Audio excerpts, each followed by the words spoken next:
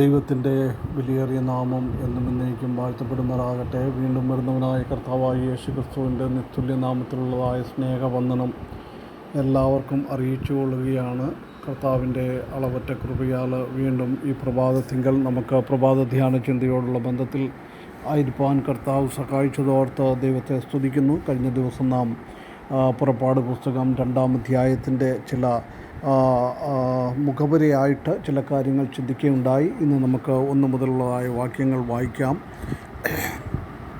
1-ാമത്തെ വാക്യത്തിൽ നാം കാണുന്നത്, എന്നാൽ ലേവി കുടുംബത്തിലെ ഒരു പുരുഷൻ പോയി ഒരു ലേവി കന്യകയെ പരിഗ്രഹിച്ചു. 2-ാമത്തെ വാക്യത്തിൽ അവൾ ഗർഭം ധരിച്ചു, ഒരു മകനെ പ്രസവിച്ചു. ഇവിടെ നാം കാണുന്നത് ലേവി കുടുംബത്തിലുള്ള 2 പേര്. അവരുടെ പേരുകൾ ഇവിടെ പ്രകടമാക്കിയിട്ടില്ല. എന്നാൽ പുറപ്പാട് പുസ്തകം 6-ാം അധ്യായം 20-ാമത്തെ വാക്യം നാം വായിക്കുമ്പോൾ അവിടെ നമുക്ക് വളരെ സ്പഷ്ടമായിട്ട് അവരുടെ പേരുകൾ കാണുവാനായിട്ട് സാധിക്കും. ലേവി കുടുംബത്തിൽപ്പെട്ട അമ്രാം എന്ന് പറയുന്ന വ്യക്തി തൻ്റെ പിതാവിൻ്റെ സഹോദരിയായ യോക്കെബാദിനെ വിവാഹം കഴിച്ചു. യോക്കെബാദ് മുഖാന്തരമായിട്ട് തനിക്ക് 3 മക്കളാണ് ജനിച്ചത്. ഒന്ന് അഹ്റോൻ, രണ്ടാമത് അഹ്റോൻ്റെ സഹോദരി മിരിയാം, മൂന്നാമത് മോശ. അതിൽ ഈ മോശയുടെ ജനനത്തെ പറ്റിയാണ് ഇവിടെ ആ വിവരണം നമുക്ക് കാണുവാനായിട്ട് സാധിക്കുന്നത്. അപ്പോൾ മോശ അവിടെ ജനിക്കുമ്പോൾ ആ സമയത്ത് നമുക്കറിയാം റൂൾ ആൻഡ് റെഗുലേഷൻ. ഫറവോൻ്റെ കൽപ്പന പ്രകാരം ആൺകുഞ്ഞായാൽ അതിനെ നൈൽ നദിയിൽ എറിഞ്ഞു കളയണം. അതായിരുന്നു അവരുടെ ആജ്ഞ. എന്നാൽ ആ ആജ്ഞയെ അവഹേളിച്ചുകൊണ്ട് അല്ലെങ്കിൽ അതിന് ഇമ്പോർട്ടൻസ് കൊടുക്കാതെ കൊണ്ട് ഏത് വിധേനയെങ്കിലും ഈ കുഞ്ഞിനെ ഒന്ന് രക്ഷപ്പെടുത്തണം എന്നുള്ള രീതിയിൽ അവർ ആ കുഞ്ഞിനെ വളർത്തുകയാണ് ചെയ്യുന്നത്. എന്തുകൊണ്ടാണ് അങ്ങനെ അവർ ചെയ്തത്? അവൻ സൗന്ദര്യമുള്ളവൻ എന്ന് കണ്ടിട്ട് അവനെ 3 മാസം ഒളിപ്പിച്ചു.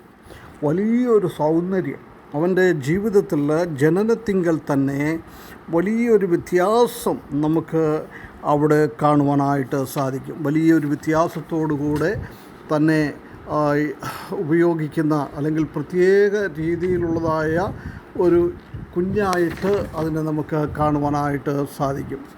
അപ്പോൾ ചില ഇസ്രായേൽ മക്കളുടെ യഹൂദന്മാരുടെ ഇതിൽ പറയുന്നത്, ഈ കുഞ്ഞ് ജനിച്ച സമയത്ത് അവരുടെ റൂം മുഴുവനും വളരെ വളരെ വെളിച്ചം കൊണ്ട് നിറഞ്ഞു. മാത്രമല്ല ആ കുഞ്ഞ് ആരംഭത്തിൽ തന്നെ എഴുന്നേറ്റ് നടക്കുവാനും ഒക്കെ തുടങ്ങി എന്ന് ഒരു ചരിത്രം പറയുന്നുണ്ട്. അതുകൊണ്ട് ആ കുഞ്ഞ് ഒരു സ്പെഷ്യൽ ആണ് എന്ന് അവർ മനസ്സിലാക്കിക്കൊണ്ട് ആ കുഞ്ഞിനെ ഒളിപ്പിച്ചു വയ്ക്കുകയായിരുന്നു ചെയ്തത് എന്ന് പറയുന്നുണ്ട്. ഏത് രീതിയിലായാലും അതിൽ ദൈവത്തിൻ്റെ അദൃശ്യമായ കരം ഉണ്ടായിരുന്നു എന്ന് നമുക്ക് വളരെ വ്യക്തമായിട്ട് മനസ്സിലാക്കുവാനായിട്ട് സാധിക്കും. ദൈവത്തിൻ്റെ അദൃശ്യമായ കരം ഇവിടെ നാം കാണുമ്പോൾ 1 മുതൽ 3 വരെയുള്ളതായ വാക്യങ്ങൾ നാം വായിക്കുമ്പോൾ അവിടെ നാം കാണുന്നത്, God can use you when you have faith in him. വലിയവനായ ദൈവത്തിൽ നമുക്ക് വിശ്വാസം ഉണ്ടെങ്കിൽ വലിയവനായ ദൈവത്തിന് നമ്മളിലൂടെയും അത്ഭുതകരമായ രീതിയിലുള്ളതായ കാര്യങ്ങൾ ചെയ്യുവാനായിട്ട് സാധിക്കും. അതാണ് ഇവിടെ നമുക്ക് കാണുവാനായിട്ട് സാധിക്കുന്നത്. ആ ദൈവത്തിലുള്ളതായ വിശ്വാസം അവർക്ക് മനസ്സിലായി. ദൈവം ഇങ്ങനെ അത്ഭുതമുള്ള ഒരു കുഞ്ഞിനെ, സൗന്ദര്യവാനായൊരു കുഞ്ഞിനെ, നമുക്ക് ദൈവവചനത്തിൽ പറഞ്ഞ കാര്യങ്ങൾ മാത്രം ശ്രദ്ധിച്ചാൽ മതി, ആ സൗന്ദര്യമുള്ള കുഞ്ഞിനെ തന്നതുകൊണ്ട് ആ ഞങ്ങൾ ആ കുഞ്ഞിനെ ദൈവം ജീവനോടെ രക്ഷിക്കും, ജീവനോടെ നിലനിർത്തും എന്നുള്ള വലിയൊരു ഒരു വിശ്വാസം അവരുടെ ജീവിതത്തിൽ ഉണ്ടായിരുന്നു. The faith of Moses' parents in protecting him and placing him in an ark. ആ മോശയുടെ മാതാപിതാക്കളുടെ വിശ്വാസം മുഖാന്തരമായിട്ട് അവനെ രക്ഷിക്കുവാനും അതുപോലെ തന്നെ അവനെ ഒരു പെട്ടകത്തിൽ വെച്ച് രക്ഷപ്പെടുത്തുവാനുമായിട്ട് അവർ തീരുമാനിച്ച് ആ രീതിയിൽ മുൻപോട്ട് പോകുന്നത് നമുക്ക് കാണുവാനായിട്ട് സാധിക്കും. പ്രിയ വിശ്വാസികളെ, നാമും ദൈവത്തിൽ വിശ്വാസം ഉറച്ചു കഴിയുമ്പോൾ ദൈവം ഈ കാര്യങ്ങൾ ചെയ്യും. പ്രതികൂല സാഹചര്യങ്ങളിലും ആ പ്രതികൂല സാഹചര്യങ്ങളെ അനുകൂലമാക്കി തീർക്കുവാൻ ശക്തനായിരിക്കുന്ന ഒരു ദൈവം ഉണ്ട് എന്ന് എന്ത് ചെയ്തു? അവർ പൂർണ്ണമായിട്ട് വിശ്വസിച്ചു. എബ്രായ ലേഖനം 11-ാം അധ്യായം 23-ാമത്തെ വാക്യത്തിലും അതുപോലെ തന്നെ അപ്പോസ്തലപ്രവൃത്തി 7:20 അതേ കാര്യങ്ങൾ സ്തേഫാനോസും അതുപോലെ തന്നെ എബ്രായ ലേഖന കർത്താവും പറഞ്ഞിട്ട് ഉണ്ട് അവരുടെ സൗന്ദര്യത്തെപ്പറ്റി. അപ്പോൾ ആ രീതിയിൽ അവർ ആ കാര്യങ്ങൾ ചെയ്യുന്നത്. രണ്ടാമത് നമുക്കിതിൽ നിന്ന് മനസ്സിലാക്കുവാനായിട്ട് സാധിക്കുന്നത്, without faith it is impossible to please God. വിശ്വാസം കൂടാതെ ദൈവത്തെ നമുക്ക് പ്രസാദിപ്പിക്കുവാനായിട്ട് സാധിക്കില്ല. ഇവിടെ നാം കാണുന്നത് ഈ യോഗ്യവാദം, പ്രത്യേകിച്ച് തൻ്റെ മാതാവിലാണ് ആ വലിയ വിശ്വാസം. ഫറവോൻ്റെ ആ റൂളുകളും റെഗുലേഷനും ഒക്കെ മാറ്റിക്കൊണ്ട് ആ നൈൽ നദിയിൽ എറിഞ്ഞു കളയേണ്ടെന്ന ആ കുഞ്ഞിനെ രക്ഷിക്കുന്നത് നമുക്കിവിടെ കാണുവാനായിട്ട് സാധിക്കും. ദൈവത്തിൽ പൂർണ്ണമായിട്ട് ആശ്രയം വെച്ചു. അതുകൊണ്ട് അവനെ ആ 3 മാസം ഒളിപ്പിച്ചു വെച്ചതിന് ശേഷം ഒരു പെട്ടകം, ഞാങ്ങണയുടെ പെട്ടകമുണ്ടാക്കി ആ പെട്ടകത്തിൻ്റെ ഉള്ളിൽ അവനെ വയ്ക്കുന്നത് നമുക്ക് കാണുവാനായിട്ട് സാധിക്കും. അപ്പോൾ ആ രീതിയിലും വിശ്വാസം കൊണ്ട് വലിയ കാര്യങ്ങൾ ചെയ്ത് ദൈവത്തെ പ്രസാദിപ്പിക്കുകയാണ്. അപ്പോൾ അവർ മനസ്സിലാക്കിയിരുന്നില്ല ഇത് ആരാകുമെന്നോ എന്താകുമെന്നോ ഒന്നും മനസ്സിലാക്കിയില്ല. അത് ഒരു ഫറവോൻ്റെ ഒരു പുത്രനായിട്ട് അവൻ വളരുമെന്നോ വരും കാലങ്ങളിൽ മിസ്രൈമിലെ ഒരു രാജകുമാരനായി തീരുമെന്നോ അല്ലെങ്കിൽ അവൻ ഒരു വീണ്ടെടുപ്പുകാരനായി തീരുമെന്നോ അങ്ങനെയുള്ളതായ കാര്യങ്ങളൊന്നും ചിന്തിക്കാതെ ആ കുഞ്ഞിനെ വെറുതെ കൊണ്ടുവന്ന് ഒരു വിശ്വാസത്തോടുകൂടെ ഞാങ്ങണപ്പെട്ടിയിൽ വയ്ക്കുകയായിരുന്നു ചെയ്തത്. പ്രിയ വിശ്വാസികളെ, നമ്മുടെയും ജീവിതത്തിൽ നാം ഓരോരോ കാര്യങ്ങൾ ചെയ്യുമ്പോൾ ദൈവത്തിലുള്ളതായ പൂർണ്ണ വിശ്വാസം, അസാധ്യമായ കാര്യങ്ങളെ സാധ്യമാക്കി തരുന്ന ഒരു യഹോവ നമുക്ക് ഉണ്ട് എന്നുള്ളതായൊരു പൂർണ്ണ വിശ്വാസം നമ്മുടെ ജീവിതത്തിൽ ഉണ്ടായിരിക്കണം. അങ്ങനെ നാം ഉണ്ടാകുമ്പോൾ ഈ മോശയുടെ മാതാപിതാക്കളെ പോലെ നമുക്കും ചില കാര്യങ്ങൾ ചെയ്യുവാനായിട്ട് സാധിക്കും.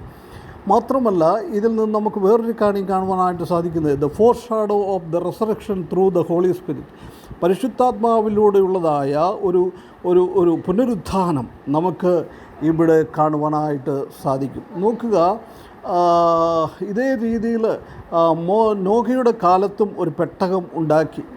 അതിനും ആ കാര്യങ്ങളൊക്കെ ചെയ്ത് ആ വെള്ളത്തിലൂടെ പോയി ആ ജീവിതം രക്ഷപ്പെടുത്തുന്നു. ഇവിടെയും മോശയുടെ പെട്ടകത്തിലൂടെയും ആ യാക്കോബ് ഉണ്ടാക്കിയ പെട്ടകത്തിലൂടെയും മോശ വെള്ളത്തിൽ വീഴാതെ ദൈവം അവനെ രക്ഷിച്ചത് നമുക്ക് കാണുവാനായിട്ട് സാധിക്കും. ഒരു വീണ്ടെടുപ്പ് അല്ലെങ്കിൽ ഒരു പുനരുദ്ധാനത്തിൻ്റെ അവസ്ഥ നമുക്ക് കാണുവാനായിട്ട് സാധിക്കും. പ്രിയ വിശ്വാസികളെ, നമ്മുടെയും ജീവിതത്തിൽ വലിയവനായ ദൈവം ഇതേ രീതിയിൽ നമുക്ക് ഒരു പെട്ടകമായിട്ട് അവൻ വന്ന് നമ്മെ രക്ഷപ്പെടുത്തുന്നു. വീണ്ടും നാം കാണുന്നത് the foreshadow of Moses birth, മോശയുടെ ജനനത്തിൽ കർത്താവായ യേശു ക്രിസ്തുവിൻ്റെ ജനനവുമായിട്ട് നമുക്ക് തുലനപ്പെടുത്തുവാനായിട്ട് സാധിക്കും. ഈ മോശ അതിസുന്ദരനായിരുന്നു, അതുകൊണ്ട് തന്നെ രക്ഷിക്കുവാനായിട്ട് തീരുമാനിച്ചു. അതുപോലെ തന്നെ നമ്മുടെ കർത്താവായ യേശു ക്രിസ്തുവിലും ജനനത്തിലും ക്രിസ്തു അതിസുന്ദരനായിരുന്നു, യേശു അതിസുന്ദരനായിരുന്നു എന്ന് നമുക്ക് കാണുവാനായിട്ട് സാധിക്കും. അപ്പോൾ ഇവിടെ ഉപയോഗിച്ചിരിക്കുന്ന ആ സുന്ദരം അല്ലെങ്കിൽ നല്ലത് എന്നുള്ളത് ഉൽപ്പത്തി പുസ്തകം 1-ാം അധ്യായത്തിൽ ആ വെളിച്ചമൊക്കെ ഉണ്ടാക്കിയതിനു ശേഷം ദൈവം പറയുകയാണ് എല്ലാം നന്നായിരിക്കുന്നു. അതേ ആ വേർഡാണ് ഇവിടെ യൂസ് ചെയ്തിരിക്കുന്നത്. അപ്പോൾ ആ ദൈവത്തിൻ്റെ അദൃശ്യമായ കരം ആ മോശയുടെ ആ ജനനം, കർത്താവായ യേശു ക്രിസ്തുവിൻ്റെ ജനനത്തെ വിളിച്ച് അറിയിക്കുകയായിരുന്നു ചെയ്തത്. നമ്മുടെ കർത്താവിൻ്റെ വരവിൻ്റെ ഒരു ഒരു ഒരു ഒരു ഒരു ഒരു നിഴലായിട്ട് നമുക്ക് ഇതിനെ കാണുവാനായിട്ട് സാധിക്കും. നോക്കുക, ആ മാതാപിതാക്കൾക്ക് ദൈവത്തിലുള്ളതായ വിശ്വാസത്തോടുകൂടെ വലിയ കാര്യങ്ങൾ ഭയത്തിൻ്റെ അനുഭവത്തിലിരിക്കുന്നവരാണ്. അവർക്കറിയാം എങ്ങനെയെങ്കിലും ഇവർ അറിഞ്ഞു കഴിഞ്ഞാൽ ഈ കുഞ്ഞിനെയും കൊല്ലും, മാതാപിതാക്കളെയും കൊന്നുകളയും. എന്നാൽ ജീവിതത്തെ പോലും ഭയമില്ലാതെ അവർ ദൈവത്തിൻ്റെ കരത്തിൽ ആശ്രയിച്ചതുകൊണ്ട് ദൈവത്തിൽ പൂർണ്ണമായി വിശ്വാസം ഉറപ്പിച്ചതുകൊണ്ട് അവർക്ക് ഇങ്ങനെയുള്ളതായ വലിയ കാര്യം ചെയ്യുവാനായിട്ട് സാധിച്ചു. പ്രിയ വിശ്വാസികളെ, നമ്മുടെയും ജീവിതത്തിൽ നാമും കർത്താവിന് വേണ്ടി ചില കാര്യങ്ങൾ ചെയ്യണമെന്നുണ്ടെങ്കിൽ നാം ദൈവത്തിൽ ആശ്രയിക്കണം. ദൈവത്തിൽ നാം പൂർണ്ണമായി വിശ്വസിക്കണം. അസാധ്യങ്ങളെ സാധ്യമാക്കി തരുന്ന ദൈവമാണെന്നുള്ളതായ ആ ഒരു ചിന്ത നമുക്ക് ഉണ്ടായിരിക്കണം. അപ്പോൾ ആ രീതിയിൽ ഈ മോശയുടെ മാതാപിതാക്കളെ പോലെ നമുക്കും ജീവിക്കുവാൻ, കർത്താവിന് വേണ്ടി എന്തെങ്കിലും ചെയ്യുവാൻ, കർത്താവിൻ്റെ ആ പ്ലാനിലും പദ്ധതിയിലും എന്തെങ്കിലും ഒന്ന് ചെയ്ത് മുൻപോട്ട് പോകുവാൻ ഈ വചനം മുഖാന്തരം വലിയവനായ ദൈവം നമ്മെ സഹായിക്കട്ടെ. അവൻ്റെ വിലയേറിയ നാമം എന്നും എന്നേക്കും വാഴ്ത്തപ്പെടുമാറാകട്ടെ.